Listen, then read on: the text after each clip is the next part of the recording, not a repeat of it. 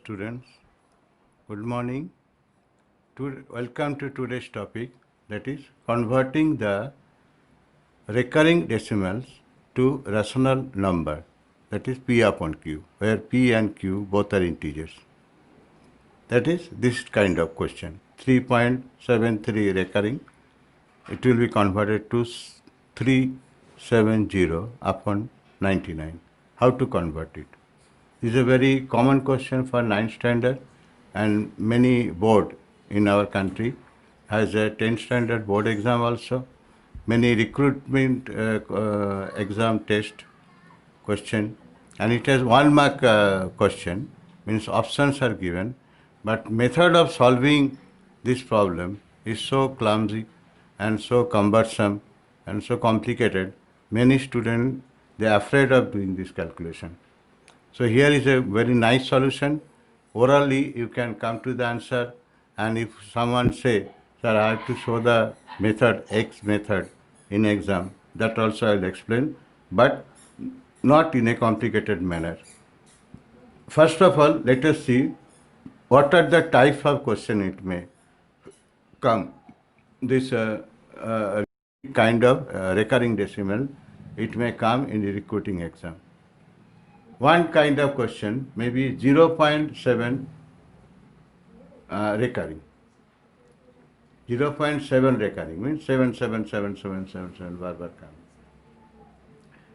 Another may be 0.72 means it is 1 digit recurring, here 2 digit recurring, and here first after decimal 1 digit has no recurring, another digit has recurring.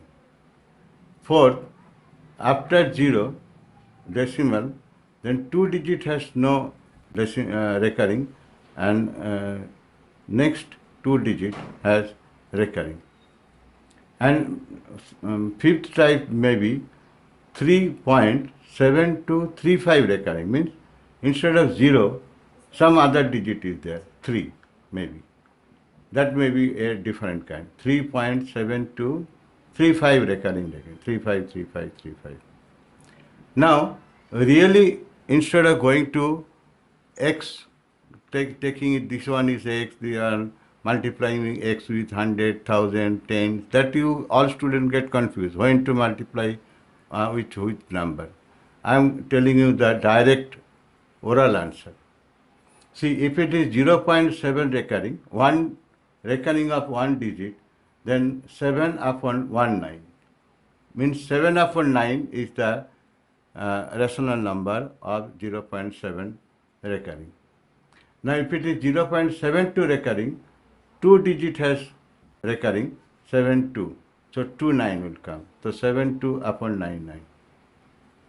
Now, third case, if 1 digit has no recurring and another digit has recurring, the digit which has no recurring, that should be subtracted.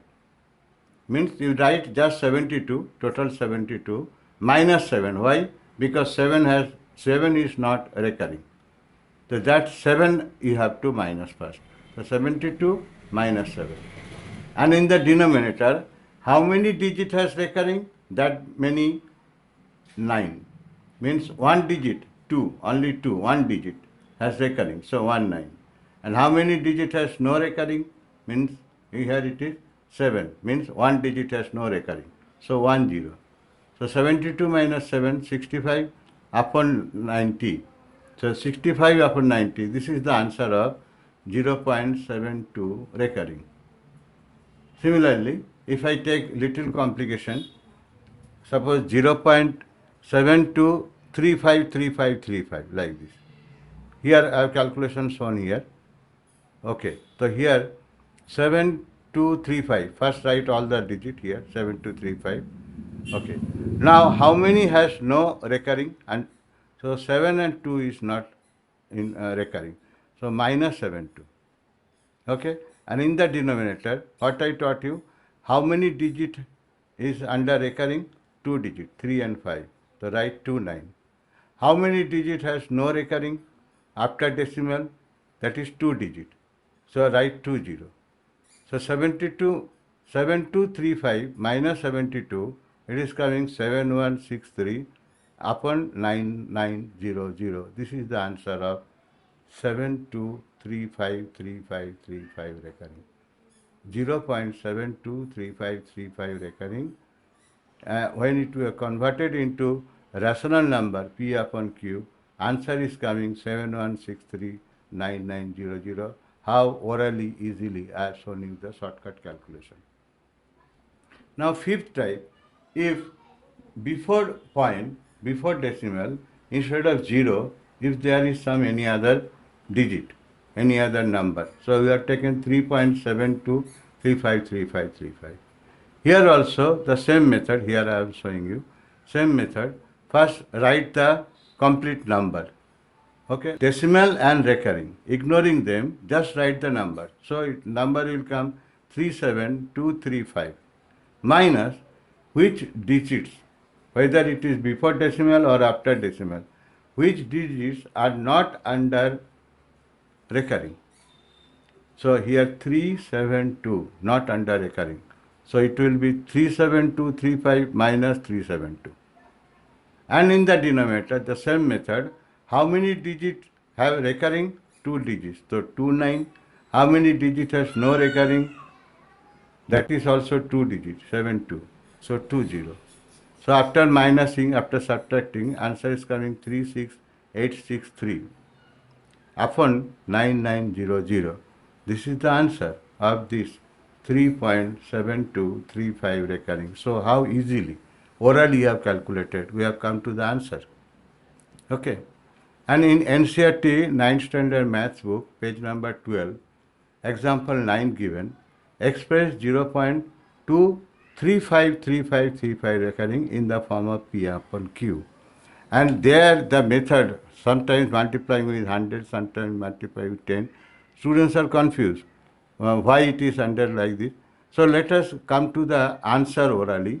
Here also the same methods. First write 235, okay, ignoring the decimal and the recurring. So we write 235 and minus the digit which is not under recurring. So 2 is not under recurring. So minus 2. And in the denominator, how many digit has recurring? 2 digit, 35. So 29. And how many digit has no recurring after decimal? That is 1 digit. So 10. So answer is 233 upon 990. Oral answer तक तो आपका satisfaction आ गया, समझ में आ गया. Now I will show the x method. First problem ले लेते हैं. 0 पॉइंट सबको लेने का. लेट एक्स इक्वल टू, जो भी प्रॉब्लम दी है, let x equal to 0.777 dash dash. Okay, अभी आपका आंसर क्या है? 7/9.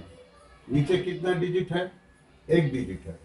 तो एक के बाद 0 एक्स लिखो सिंपली.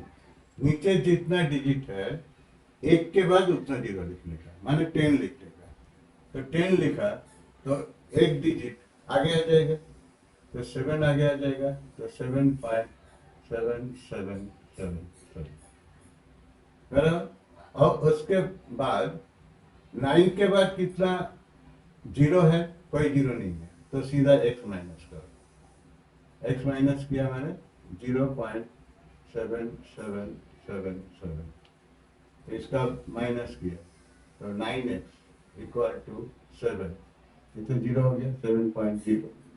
तो x इक्वल टू 7/9 हो गया. ये आपका एक्सपेरिमेंट में देखो. 0 पहले क्या लेने का? Let x equal to 0.727272. अभी मैं आपको क्या बोला, ये जो ओरल आंसर आपका आ गया, ओरल आंसर में कितना डिजिट है डिनोमिनेटर में? डिनोमिनेटर देखना कितना डिजिट है, डिजिट देखने का. 99 क्यों 900 टोटल डिजिट कितना है? तो 2 डिजिट है. तो 1 के पास 2 0 लिखो, यानी कि 100 हो गया. और 100x, अभी 100x माने 2 डिजिट आगे आ जाएगा, 2 0 है. तो आपका हो जाएगा 72.727272 हो गया. उसके बाद ये जो 2 9 है उसके पीछे कितना जीरो है? एक भी जीरो नहीं है। तो एक भी जीरो नहीं है तो सीधा x माइनस करो। x माइनस किया तो 0.727272 बराबर। तो आपका ये 99x हो गया। ओके, और ये 72.0 क्योंकि ये सेम है तो x इक्वल टू बिकम 72/99। तो हियर ऑल्सो आप x मेथड दिखा दिए। हो गया, ये दोनों का सिंपल समझ में आ गया। थर्ड क्वेश्चन क्या है कि लेट x इक्वल टू, हमेशा x इक्वल टू लेने का, x इक्वल टू 0.722 के ऊपर रेखरी माने 2222 डॉट डॉट। अभी आंसर के तरफ जाओ। आंसर में 65/90। तो मैंने क्या बोला, कितना डिजिट है इधर? 9 और 0 लेके कितना डिजिट है? 2 डिजिट है। तो यानी कि एक के बाद 2 जीरो, माने x 100 से मल्टीप्लाई करना है। अभी 100 से मल्टीप्लाई किया तो आपको 2 डिजिट आगे आ जाएगा, माने 72.2222। नेक्स्ट 9 के बाद कितना जीरो है? एक जीरो है। तो एक जीरो माने 10। कोई जीरो नहीं था तो x। अभी एक जीरो, 9 के बाद कितना जीरो है? यहाँ 99 के बाद कितना जीरो था वो पूछा था। यहाँ 9 के बाद कितना जीरो है? एक जीरो है, इसलिए यहाँ 10 है। तो 10 जैसे एक एक खाली डिजिट, एक जीरो आया तो एक डिजिट आगे आ जाएगा, माने खाली 7.2222। अब माइनस करो, माइनस करो तो 90x आ गया और यह 65 और ये जीरो हो गया मिलकर, तो x इक्वल टू 65/90 हो गया आपका शो। x वाले मेथड में शो हो गया। अभी क्वेश्चन नंबर 4 पे x equal to, let x equal to 0.72353535 infinity. तो आपका आंसर में कितना टोटल डिजिट है? 4 डिजिट है। तो आपको एक के बाद 4 जीरो लगाने का, सीधा बिल्कुल सीधा हिसाब है। 4 जीरो माने 10,000 x इक्वल टू, अभी 4 ही है तो 4 आगे आ जाएगा, 4 डिजिट आगे आ जाएगा। तो 7235.3535 डैश डैश। अभी क्या सिखाया कि पीछे जीरो कितना है? 2 जीरो है, यानी कि आपको 100x लिखना पड़ेगा। 2 जीरो, अभी 2 जीरो लिखा तो 2 पॉइंट आगे आएगा, माने 72 आगे आएगा, खाली 72 आगे आएगा और यहाँ 3535 डैश। अब माइनस करो तो आपको कितना? 0.09099 और यहाँ 72 माइनस किया तो आपका कितना आया? 72 माइनस किया तो 7163 हो गया और ये पॉइंट के बाद जीरो आ गया। तो यहाँ x, तो x equal to simply 7163/9900 following. तो x equal to 3.723535 dash dash. अभी क्या बताया कि कितना नीचे आंसर में, इसका जो डायरेक्ट आंसर आ गया, ओरल आंसर से ही मैं x दिखा रहा हूँ, तो कोई लॉजिक नहीं है। ओरल आंसर तो पहले आपको मेथड में समझ में आ गया। अभी 4 डिजिट है तो 1 के बाद 4 जीरो, 4 जीरो हो गया तो 10,000x। अभी 10,000x तो यहाँ 4 जीरो आगे आ जाएगा, माने 3 पहले से है, 37,235.3535 डॉट। अभी क्या सीखा है कि पीछे कितना जीरो है? कितना जीरो है? 2 जीरो है। तो कितना से माइनस करना पड़ेगा? 100 से माइनस करना पड़ेगा। अभी 100 लिख दिया तो मतलब ये 3 तो है और भी 2 डिजिट आगे आ जाएगा, माने ये 3372 माइनस हो जाएगा और पीछे 3535। ओके, अब इसका माइनस करो तो 9900x, और इसको माइनस करके आया 36863.0, ये कट गया, तो x इक्वल टू हो गया 36863/9903। फॉलो। सो देखो, ये जो आपका आंसर हुआ भी बहुत पहले आ गया। अभी कोई ऐसा कंपल्सन है कि आपका एक्स मेथड से शो करना है तो सामने इसको एक्स मेथड में शो कर दो। तो एक्स मेथड में शो करने के लिए जो आपका जो टेंशन है, तो कब किसको कितने में मल्टीप्लाई करना पड़ेगा, अभी शायद ये बहुत इजी हो गया। ये आंसर ही आपको बताएगा कितने से इसको मल्टीप्लाई करना पड़ेगा। यहाँ 4 डिजिट है, 4 जीरो, यहाँ 2 जीरो है, यहाँ 2 जीरो, फिर माइनस किया, आंसर हो गया।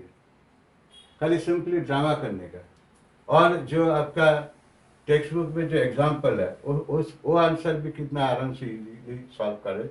एक्स इक्वल टू क्या है, 0.2 और 35 रेकरिंग, 3535 क्या रेकरिंग है।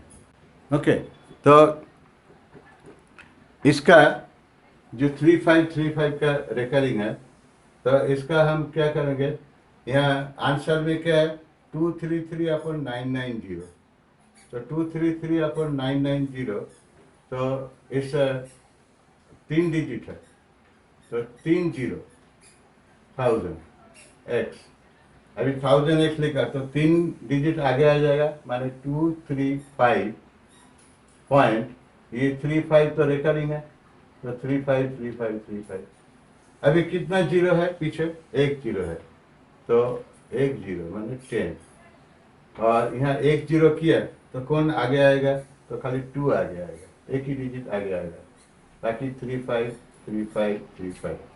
अब माइनस करो तो इसमें 990x होगा, और यहाँ से 2 माइनस गया तो 233, ये तो 0.0 हो गया, तो x इक्वल टू हो गया आंसर आपका 233,990। So this is how you will be guided to show in the form of x from this oral answer only. Hope you find it very easy to calculate, easy to remember.